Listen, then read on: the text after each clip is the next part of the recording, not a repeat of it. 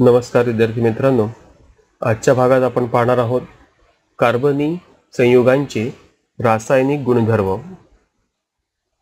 त्यामध्ये पहिला गुणधर्म आहे ज्वलन। ज्वलन म्हणजेच काय?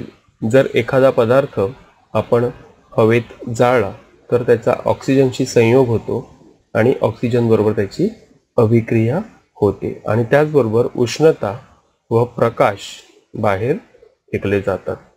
म्हणजेच इथे जर आपण पाहिलं तर कार्बन अधिक ऑक्सिजन यांची अभिक्रिया होऊन कार्बन डायऑक्साइड वायू तसेच उष्णता आणि प्रकाश निर्माण होतात। मिथेन हवेत जाळला तर कार्बन डायऑक्साइड तसेच पाणी यांचे रेणू तयार होतात आणि उष्णता व प्रकाश बाहेर पडतो। मिथेन आपण पाहिलेलंच आहे की मिथेन हा बायोगॅस मधील प्रमुख वायू आहे। नंतर इथेनॉल जर हवेत जाळलं तर त्यातूनही कार्बन डायऑक्साइड आणि पाणी बाहेर पडतं। तुमच्या लक्षात येईल की बरेचसे हायड्रोकार्बन जेव्हा हवेत जाळले जातात त्यावेळेला कार्बन डायऑक्साइड, पाणी आणि त्याचप्रमाणे उष्णता व प्रकाश बाहेर पडतो। म्हणजेच ज्वलनाची जी ही अभिक्रिया आहे ही अभिक्रिया ही उष्मादायी अभिक्रिया आहे। त्याचप्रमाणे ह्या अभिक्रियेशी संबंधित एक कृती दिलेली आहे, ती तुम्ही सहज करून पाहू शकता। वरील कृतीमध्ये इथेनॉल हे संपृक्त कार्बनी संयुग आहे तर नॅफ्थॅलिन हे असंपृक्त संयुग आहे आणि त्यामुळेच जेव्हा संपृक्त कार्बनी संयुगे जळतात तेव्हा स्वच्छ निळी ज्योत तयार होते आणि असंपृक्त कार्बनी संयुगे पिवळ्या ज्योतीने जळतात आणि काळा धूर सोडतात। हे जर तुम्ही पाहिलं तर बघा, ज्या वेळेला आपण मेणबत्तीची ज्योत पाहतो तेव्हा मेणबत्तीची ज्योत पिवळसर असते आणि काजळी जमा होऊ शकते, त्याच्यावर काजळी जमा होते। आणि ज्या वेळेला आपण स्वयंपाकघरातील गॅसची ज्योत पाहतो त्यावेळेला मात्र अशा प्रकारची काजळी कमी दिसते, पण ज्योत सुद्धा कशी असते? निळ्या रंगाची असते। कारण स्वयंपाकघराच्या गॅसमध्ये तो जो वायू असतो आपण त्याला LPG लिक्विड पेट्रोलियम गॅस असं जे म्हणतो त्यामध्ये संपृक्त कार्बनी संयुगे असतात। पुढची अभिक्रिया आहे ऑक्सिडीकरण। ऑक्सिडीकरण म्हणजेच जर कार्बनी संयुगे जर हवेत पेटवली तर त्यांची अभिक्रिया हवेतील ऑक्सिजन बरोबर होते आणि रासायनिक बंध तुटून कार्बन डायऑक्साइड व पाणी हे उत्पादिते तयार होतात, हे आपण पाहिलेलंच आहे। आणि त्याचबरोबर ऑक्सिजनचा स्रोत म्हणून काही रासायनिक पदार्थ सुद्धा दुसऱ्या पदार्थांना ऑक्सिजन देऊ शकतात। आणि असे जे पदार्थ आहेत की जे पदार्थ दुसऱ्या पदार्थांना ऑक्सिजन देऊ शकतात अशा पदार्थांना ऑक्सिडीकारक किंवा ऑक्सिडक असे म्हणतात। त्यामध्ये उदाहरण आहे पोटॅशियम परमॅंगनेट, पोटॅशियम डायक्रोमेट। ही नेहमीच्या वापरातील संयुगे आहेत, ही ऑक्सिडीकारक संयुगे म्हणून वापरली जातात आणि याचा परिणाम विशिष्ट क्रियात्मक गटांवर होतो। त्याचं एक उदाहरण पाहूया की परीक्षा जाळीमध्ये 2 मिली इथेनॉल घेऊन त्यात 5 मिली सोडियम कार्बोनेट द्रावण मिळवून बर्नरवर धरून मिश्रण कोमट होऊ दिले आणि ह्या कोमट मिश्रणात जर एक एक थेंब पोटॅशियम परमॅंगनेटचे विरल द्रावण जर आपण ड्रॉपरच्या साहाय्याने टाकले तर काय होतं?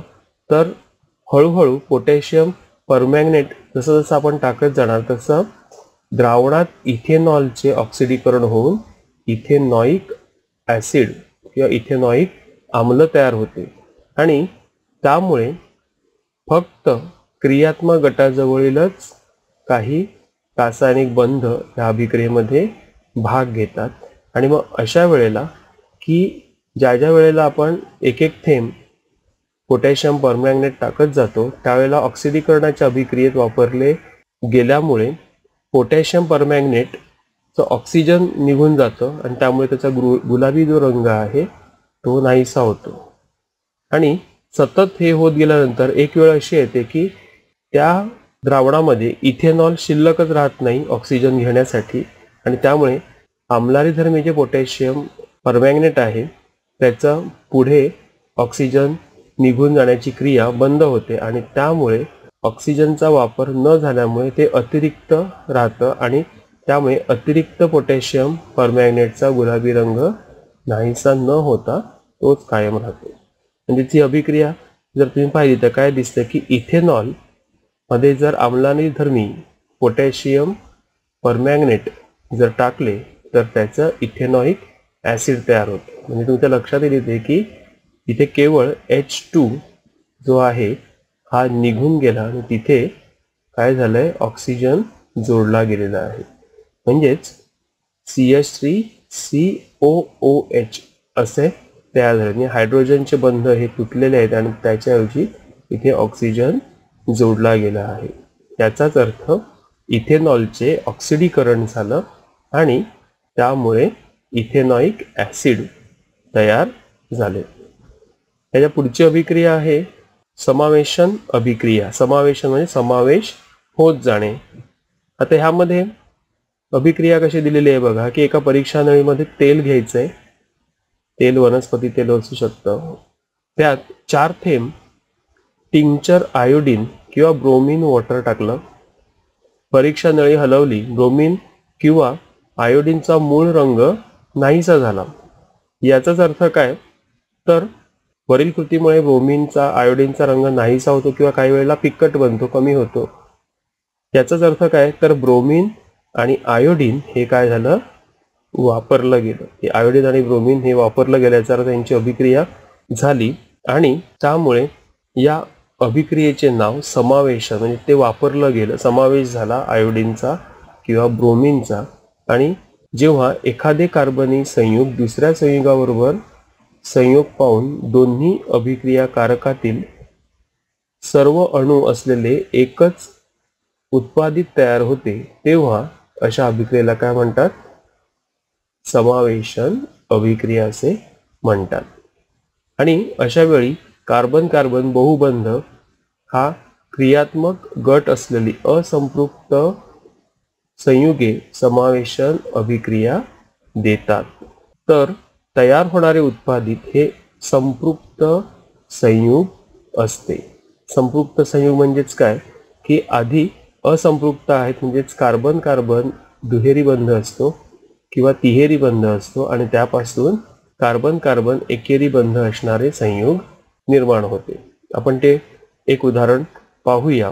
इथे तुमच्या लक्षात येईल की ते कार्बन कार्बन दुहेरी बंध आहे आणि प्लॅटिनम किंवा निकेल ह्यासारख्या उत्प्रेरकांच्या सानिध्यात हायड्रोजन वायूशी त्याचा संयोग होतो आणि ते दुहेरी बंध तुटून तिथे हायड्रोजन वायू जोडला जातो किंवा हायड्रोजनचे अणू जोडले जातात आणि कार्बन कार्बन एकेरी बंध तयार होतं. म्हणजेच इथे तुमच्या लक्षात येईल की दुहेरी बंध किंवा तिहेरी बंध तुटून काय होतं म्हणजे असंपृक्त हायड्रोकार्बन पासून संपृक्त हायड्रोकार्बन तयार होऊ शकतात.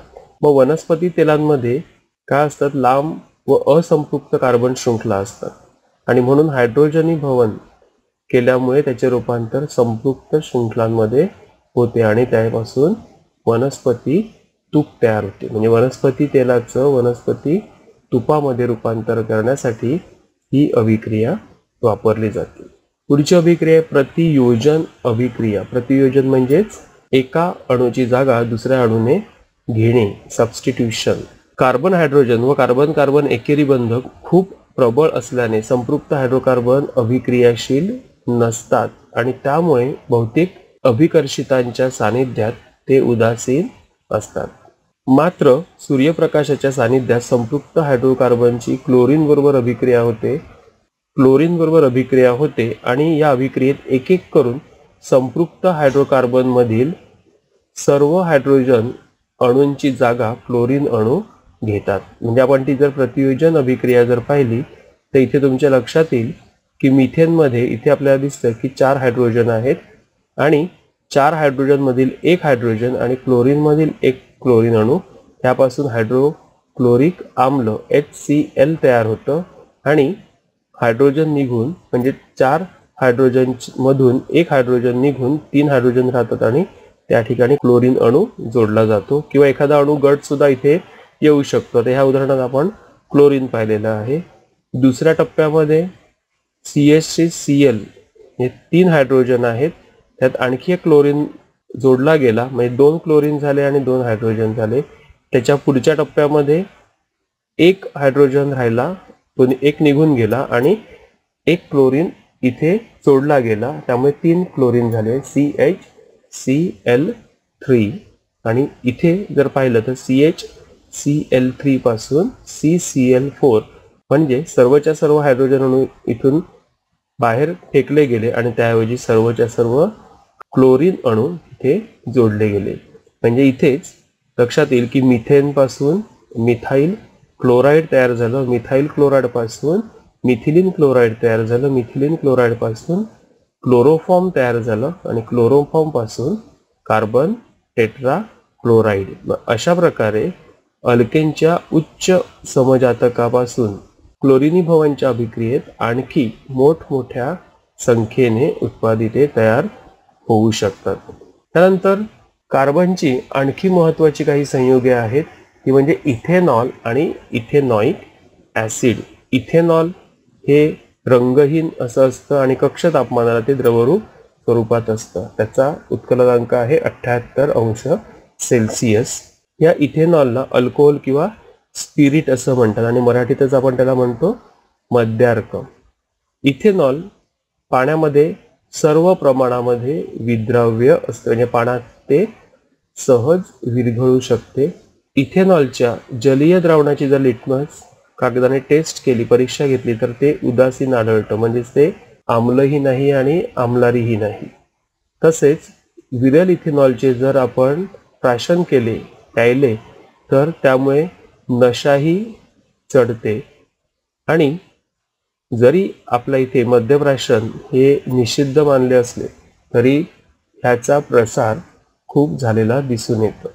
परंतु मद्यप्राशन हे आपल्या आरोग्यास अतिशय घातक असं असतं, कारण ह्याच्यामुळे चयापचय प्रक्रिया, मध्यवर्ती चेतासंस्था यांच्यावर प्रतिकूल परिणाम होतो. शुद्ध इथेनॉलच्या अगदी थोड्या राशीने सुद्धा जर आपण शुद्ध इथेनॉल असेल आणि थोड्या राशीचंही सेवन किंवा प्राशन केलं तर ते प्राणघातक ठरू शकतं. तर इथेनॉल हे एक चांगलं द्रावक आहे आणि त्याचा उपयोग टिंचर आयोडीन म्हणजे आयोडीनचे अल्कोहोलमधील द्रावण याचा उपयोग खोकल्याचे मिश्रण तयार करण्यासाठी, तसंच काही बलवर्धक म्हणजे आपण टॉनिक म्हणतो, टॉनिक तयार करण्यासाठी वापरले जातात. इथेनॉलचे रासायनिक गुणधर्म काय आहेत, तर इथेनॉलची सोडियम बरोबर अभिक्रिया होते आणि इथेनॉलमध्ये जो OH गट आहे त्या OH गटाशी संलग्न जो असलेला हायड्रोजन आहे, हा हायड्रोजन निघून जातो आणि त्यामुळे इथे सोडियम इथॉक्साईड तयार होते. हायड्रोजन निघून गेल्यामुळे इथे आपल्याला दिसतं की Na म्हणजे सोडियम हा हायड्रोजनच्या जागी जोडला जातो, म्हणजे OH च्या जागी ONA होतं आणि सोडियम इथॉक्साईड तयार होतं आणि 2 हायड्रोजन अणू बाहेर पडून त्यापासून हायड्रोजन वायू तयार होतो. तसंच सर्व अल्कोहोलांची सोडियम बरोबर अभिक्रिया होते आणि हायड्रोजन वायू बाहेर पडतो. त्यानंतर निर्जलीकरण अभिक्रिया.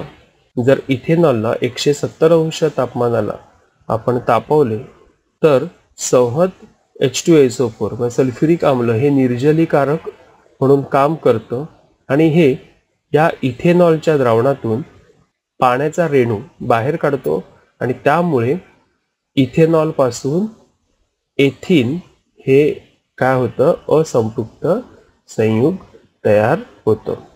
इथे काही रंजक अशी माहिती दिलेली आहे विज्ञान कुपी ह्या चौकटीमध्ये की अल्कोहोल आपण इंधन म्हणून कशा प्रकारे वापरू शकतो आणि ते आता हळूहळू हे जे अशा प्रकारचं इंधन आहे ज्याला गॅसोहोल असेही म्हणतात की हे प्रचलित होण्याच्या मार्गावर आहे. कारण आपलं जे पारंपरिक इंधन आहे पेट्रोलियम हे कधी ना कधीतरी संपणार आहे आणि त्याला पर्याय म्हणून इथेनॉल वर आता सर्व जगाचं लक्ष लागलेलं आहे.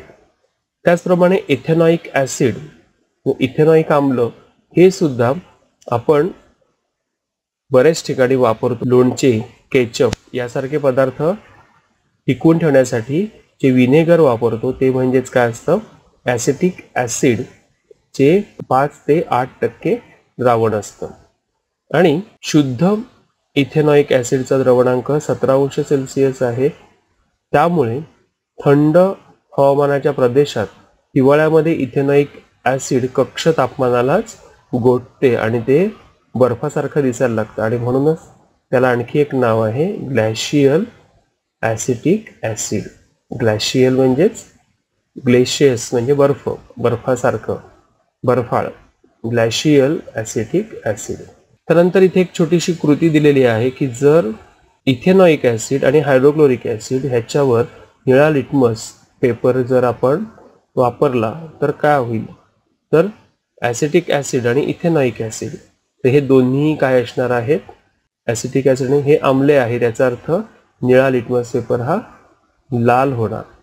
आणि जो सामू आहे हा 7 पेक्षा काय असणार आहे, या दोघांचाही कमी असणार आहे. फक्त फरक कुठे असेल, सामुदर्शक पट्टिकेवर मात्र वेगवेगळे रंग दिसतील, कारण तीव्र आम्ल जे आहे म्हणजेच इथे जर आपण बघितलं तर हायड्रोक्लोरिक आम्ल हे अगदी लाल रंग दर्शवेल, तर इथेनॉइक आम्ल हे सौम्य आम्ल आहे, ते लालच्या ऐवजी पिवळसर अशा प्रकारचा रंग दर्शवेल.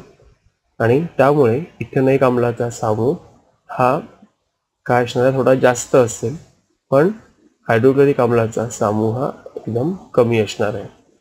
इथेनॉइक आम्लाचे रासायनिक गुणधर्म. इथेनॉइक आम्ल, ॲसिटिक आम्ल आम्लारीबरोबर अभिक्रिया होते, तीव्र आम्लारीबरोबर अभिक्रिया होते आणि क्षार तयार होतो. इथे आपल्याला दिसेल की ॲसिटिक आम्लामधील H निघून जातो आणि त्या ठिकाणी H च्या ऐवजी इथे काय येतो, सोडियम येतो. म्हणजे हा H निघून इथे सोडियम येतो आणि इथे लक्षात येईल तुम्हाला की काय आलेलं आहे, इथे ॲसिटिक आम्ल आणि आम्लारी ह्यांची अभिक्रिया झाली. आम्लारी कोणता आहे, सोडियम हायड्रॉक्साईड, आणि इथे सोडियम ॲसिटेट हा क्षार तयार झाला आणि हा OH अधिक आम्लामधला हा H ह्या दोघांचं संयोग होऊन इथे काय तयार झालं, पाणी H2O, HOH, हा H आणि हा OH, HOH म्हणजेच पाणी तयार झालं. तसंच कार्बोनेट आणि बायकार्बोनेट याच्याबरोबर अभिक्रिया जर झाली तर इथे ही अभिक्रिया झाली तर काय होतं, इथे दिसतंय की ॲसिटिक आम्ल सोडियम कार्बोनेट याच्याबरोबर सोडियम ॲसिटेट तयार झालं, म्हणजेच Na2 हा H ला काढून टाकतो आणि तिकडे सोडियम येतो आणि सोडियम ॲसिटेट तयार करतं आणि हा H निघून म्हणजेच H एक दिसला तरी एकूण 2 रेणू आहेत ॲसिटिक आम्लाचे, त्यामुळे हे हायड्रोजनचे 2 अणू आणि CO3 कार्बोनेटमधला एक ऑक्सिजन असा H2O तयार होतो.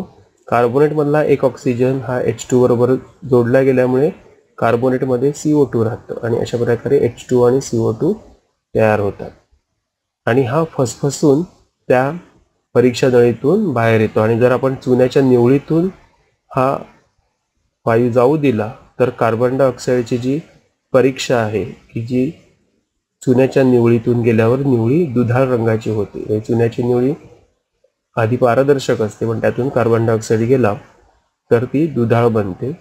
आणि अशीच अभिक्रिया ॲसिटिक आम्लाची सोडियम बायकार्बोनेटशी देखील होती. म्हणजेच कार्बोनेट, सोडियम कार्बोनेट आणि सोडियम बायकार्बोनेट या दोघांचीही एकाच प्रकारची अभिक्रिया दिसून येते.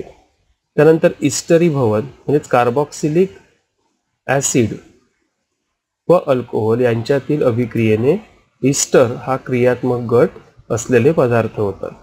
आता इस्टर कसं तयार होतं, तर इथे आपण पाहूया की इथेनॉइक ॲसिड अधिक इथेनॉल, इथेनॉइक ॲसिड आणि इथेनॉल हे ॲसिड उत्प्रेरकाच्या सानिध्यात जर त्यांची अभिक्रिया घडवून आणली तर HO म्हणजे OH आणि हा H हे निघून जातात आणि इथेनॉइक ॲसिड आणि इथेनॉल यापासून एकच अखंड गट तयार होतो. म्हणजेच कार्बॉक्सिलिक ॲसिड ह्या गटालाच एका बाजूला इथे CH जोडला जातो आणि दुसऱ्या बाजूला C2H 5 जोडला जातो. अशा प्रकारे इथेनॉलचा हा जो घटक आहे तो हा या बाजूने जोडला जातो OCH2CH3 आणि हा जो आहे CH3COO हा इथे जोडला जातो आणि OH हा जो एक्स्ट्रा आहे अधिकचा आहे तो बाहेर पडून त्यापासून पाणी तयार होते. आणि असंच वेगवेगळ्या अभिक्रिया तयार होतात. आणि ही जी इस्टर आहे हे इस्टर म्हणजे गोड वासाचे असे पदार्थ असतात. फळांना असलेला स्वाद जो आहे हा विशिष्ट प्रकारच्या इस्टरमुळेच येतो. आणि इस्टर जो आहे हा गोड वासाचा पदार्थ आहे आणि ही अशी अनेक प्रकारची इस्टर तयार होतात. आणि विविध फळं जी असतात ह्या फळांना जो स्वाद येतो जो सुगंध असतो तो सुगंध ह्या इस्टरमुळेच येतो. आणि ह्यामुळेच सुवासिक द्रव्ये आणि स्वाददायी पदार्थ याला आपण इसेन्स म्हणतो. वेगवेगळे इसेन्स वापरतो, पायनॅपल, स्ट्रॉबेरी ह्यासारखे इसेन्स वापरतो. हे इसेन्स तयार करण्यासाठी ह्या इस्टर्सचा वापर केला जातो. आणि त्याचबरोबर सोडियम हायड्रॉक्साईड या अल्काबरोबर अभिक्रिया केली तर जे इस्टर असतं त्या इस्टरपासून संबंधित अल्कोहोल आणि सोडियमचा क्षाराच्या रूपात कार्बोक्झिलिक ॲसिड परत मिळतात. आणि ह्या अभिक्रियेला साबणीकरण अभिक्रिया असं म्हणतात. म्हणजे साबण तयार करण्याची अभिक्रिया मेदापासून अभिक्रिया साबण तयार करण्यासाठी वापरली जाते.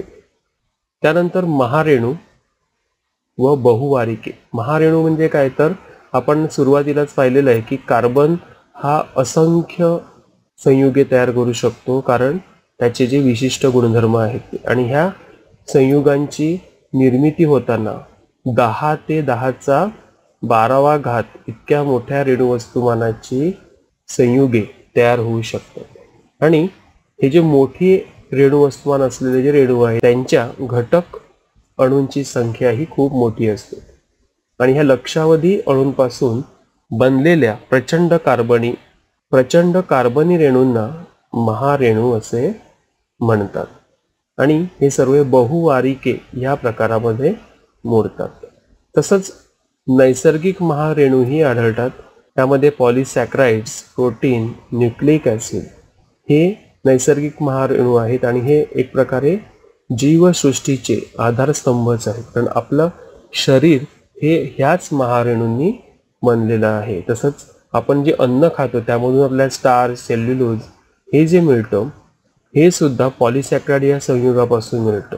तसंच धागे आहेत, धाग्यामध्ये सेल्युलोज हा पदार्थ असतो. म्हणजेच आपल्याला जे मिळणारं अन्न, वस्त्र व निवारा आहे या सर्वांमध्ये ही कार्बनी संयुगे ही महारेणू असतात. प्रथिनापासून प्राण्यांच्या शरीराचा मोठा भाग बनतो.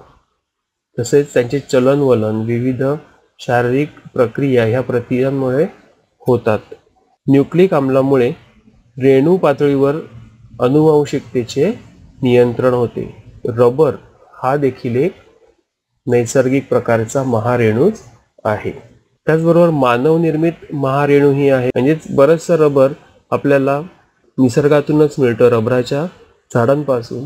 तसंच रेशीम हे सुद्धा आपल्याला निसर्गातच मिळते. परंतु हे दोन्ही पदार्थ आता प्रयोगशाळेमध्ये कारखान्यात सुद्धा निर्माण होऊ शकलेले आहेत. त्यामुळे कापूस, लोकर, रेशीम यासारख्या नैसर्गिक धाग्यांबरोबरच मानवनिर्मित धागे आणि रबराचा स्थितिस्थापकता गुणधर्म असणारे इलॅस्टोमर यासारखे पदार्थ की ज्यापासून पत्रे, नळ्या असंख्य प्रकारच्या वस्तू बनवू शकतात हे तयार करणं शक्य झालेलं आहे. तसेच प्लास्टिक ही सुद्धा महारेणूचीच उदाहरणे आहेत. आणि हे महारेणू म्हणजेच काय असतात तर बहुवारिके असतात. बहुवारिके म्हणजेच एकाच प्रकारचा जो घटक आहे त्याची सतत पुनरावृत्ती होते आणि लांबलचक रेणू तयार होतो. म्हणजेच लहान घटकांच्या नियमित पुनरावृत्तीने तयार होत असलेल्या महारेणूला काय म्हणतात बहुवारिके म्हणतात. आपण त्याचं उदाहरण पुढे पाहणारच आहोत. आणि ज्या लहान घटकाच्या नियमित पुनरावृत्तीने बहुवारिक बनतो त्या लहान घटकाला एकवारिक असं म्हणतात. आणि ही जी प्रक्रिया आहे या प्रक्रियेला बहुवारिकन किंवा पॉलिमरायझेशन असे म्हणतात. आता जर अल्किन आपण जर उदाहरण घेतलं तर अल्किन हा प्रकारच्या एकवारिकांना जोडून बहुवारिक बनवणे ही बहुवारिकणाची एक महत्त्वाची पद्धत आहे. म्हणजे जर पॉलिथिलीन घेतलं तर इथिलीन, पॉली याचा अर्थ अनेक आणि इथिलीन हा CH2 हा जो घटक आहे या घटकाचं पुनरावृत्ती घेते. CH2 दुहेरी बंध CH2 या घटकाची पुनरावृत्ती होते आणि अनेक वेळा आल्यामुळे त्याला पॉलिइथिलीन असं म्हणतात. इथे आपल्याला दिसतंय की इथिलीन हा एकच घटक आहे, पण हा एकच घटक अनेक वेळा त्याची पुनरावृत्ती झाली आणि बहुवारिकणामुळे त्याचं काय झालं, पॉलिइथिलीन इथे तुम्हाला दिसेल. त्याचप्रमाणे पॉलिथिलीन सारखेच इतरही बहुवारिके आपल्याला खूप उपयुक्त अशी आहेत. त्याची काही उदाहरणं इथे तक्त्यामध्ये दिलेली आहेत. हे आपण पहिलं पाहिलेलं आहे की पॉलिथिलीन याचा उपयोग पिशव्या तयार करण्यासाठी आणि कापडी पिशव्या तसेच खेळाडूंचे कपडे तयार करण्यासाठी होतो. स्टायरीन या बहुवारिकाचं हे रचनासूत्र आहे. यामध्ये हे एकवारिक पुन्हा पुन्हा येऊन स्टायरीन बनतं आणि ह्या स्टायरीनचा वापर थर्माकोलच्या वस्तू तयार करण्यासाठी होतो. पॉलिविनाइल क्लोराईड PVC पाईप हे तुम्ही बऱ्याच वेळा ऐकलं आहे. हे विनाइल क्लोराईड याचंच बहुवारिकीकरण केल्यामुळे पॉलिविनाइल क्लोराईड मिळतं आणि हे PVC पाईप, पिशव्या, दरवाजातील पायपुसणी, हॉस्पिटलमधील रक्ताची पिशवी तसेच नळ्या अशा वेगवेगळ्या उपयोगासाठी त्याचा वापर होतो. नंतर पॉलीॲक्रिलोनायट्राइल, ह्यामध्ये ॲक्रिलोनायट्राइल या एकवारिकाचं बहुवारिकीकरण होऊन पॉलीॲक्रिलोनायट्राइल तयार होतं आणि ह्यापासून गरम कपडे, ब्लँकेट अशा वस्तू बनवता येतात. नंतर टेफ्लॉन तुम्ही ऐकलं असेल. इस्त्रीला किंवा आपले जे फ्राय पॅन असतात यामध्ये कढया असतात, यामध्ये ह्याचं कोटिंग, टेफ्लॉनचं कोटिंग वापरलं जातं. ह्यामध्ये टेट्रा फ्लोरो इथिलीन हे जे एकवारिक आहे ह्याचंच बहुवारिकीकरण होतं आणि त्या टेफ्लॉनचा वापर निर्लेप भांडी, की ज्या भांड्यांना शक्यतो अन्नपदार्थ चिकटून राहत नाही अशी भांडी तयार करण्यासाठी या टेफ्लॉनचा वापर करतात. नंतर पॉलीप्रोपिलीन, यामध्ये प्रोपिलीन रेणूचं बहुवारिकीकरण करून अशा प्रकारचा बहुवारिक तयार होतं आणि त्याचा वापर इंजेक्शनची सिरिंज, टेबल, खुर्च्या अशा वस्तू बनवण्यासाठी केला जातो. म्हणजेच आपल्याला लक्षात येईल की बहुवारिके आपल्या जीवनामध्ये किती महत्त्वाचं काम करतात, की ह्या बहुवारिकामुळे कितीतरी प्रकारचे पदार्थ आपण तयार करू शकतो आणि त्यापासून बनलेल्या वस्तू आपण वापरतो. आता इथे वरील उदाहरणामध्ये बहुवारिकी ही एकाच एकवारिकाची पुनरावृत्ती असते आणि असं ज्या वेळेला असते तेव्हा त्याला म्हणतात समबहुवारिके. म्हणजेच एकच एकवारिक पुन्हा पुन्हा त्याची पुनरावृत्ती होते. आणि दुसरा प्रकार म्हणजे दोन किंवा अधिक एकवारिकांचा वापर जिकडे झालेला असतो अशा बहुवारिकांना सहबहुवारिके किंवा कोपॉलिमर असे म्हणतात. आणि ह्यांची जी रचना आहे ही रेषीय, शाखीय किंवा जालीय अशी सुद्धा असू शकते. त्यामध्ये पेट, पॉलिइथिलीन टरफ्थलेट हे त्याचं एक उदाहरण आहे. तसंच नैसर्गिक बहुवारिकांच्या संघटनाबद्दल व संरचनेबद्दल आकलन त्यांचे विघटन घडवून आणल्यानंतर झाले आणि ते कशा प्रकारे असतं हे पुढे दिलेलं आहे की पॉलिसॅक्राइड हे ग्लुकोज पासून बनलेलं आहे आणि ते कुठे आढळतात, स्टार्च आणि कर्बोदकेमध्ये. सेल्युलोज सुद्धा ग्लुकोज पासून बनलेलं आहे. वनस्पतीची पेशीभित्ती आणि लाकूड ह्यापासून तयार झालेलं असतं. प्रथिनामध्ये अल्फा अमिनो ॲसिड हे स्नायू, केस, विकरे, अंडे, त्वचा यामध्ये आढळतं किंवा ह्यापासून हे तयार होतात. त्यानंतर DNA हे आम्लारी डिऑक्सिरायबोज फॉस्फेट, त्यालाच न्यूक्लिओटाइड असंही म्हणतात, ह्यापासून बनतं. प्राण्यांची गुणसूत्रे जी आहेत ती ह्या एकवारिकापासून बनलेली असतात. RNA हे सुद्धा न्यूक्लिओटाइड यापासून बनलेलं असतं, आम्लारी रायबोज फॉस्फेट. याचा आढळ वनस्पतीच्या गुणसूत्रांमध्ये दिसतो. रबर हे आयसोप्रीन म्हणजे जे नैसर्गिक रबर आहे हे आयसोप्रीन ह्या एकवारिकापासून बनतं आणि रबराच्या झाडाच्या चिकामध्ये ते आढळतं. तसंच आता पुढे रंग व चिकट द्रव्ये यामध्ये पॉलिव्हिनाइल ॲसिटेट या बहुवारिकाचा वापर होतो आणि त्याची रचनासूत्र इथे सोबत दिलेलं आहे. ह्यामध्ये तुम्हाला दिसेल की हा जो कंसामधला जो भाग आहे ह्या कंसामधला भाग म्हणजेच त्याचे पॉलिव्हिनाइल ॲसिडेटचे एकवारिक आहे. मला वाटतं कार्बनी संयुगे हा भाग तुम्हाला योग्यरित्या समजला असेल. त्या प्रकरणाखाली काही स्वाध्याय दिलेला आहे. हा स्वाध्याय व्यवस्थित सोडवायचा आहे तुमच्या वर्गपाठाच्या वहीमध्ये आणि पूर्ण प्रकरणाचे सतत वाचन करायचं आहे. म्हणजेच तुम्हाला यावर आधारित प्रश्नांची उत्तरे देणे सोपं जाईल. धन्यवाद.